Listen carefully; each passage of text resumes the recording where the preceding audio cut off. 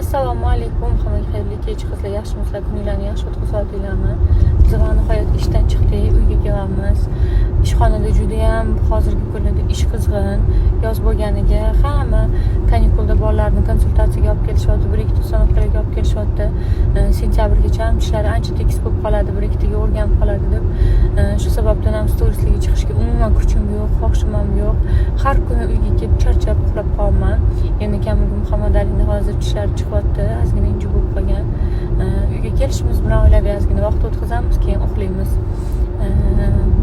Hozir uyga borib maza qilib ujinlarimizni qilib, keyin maza qilib yozgi nimamizda, letkamizda choy ichib o'tiramiz, er-xotin gaplashib, romantika qilib.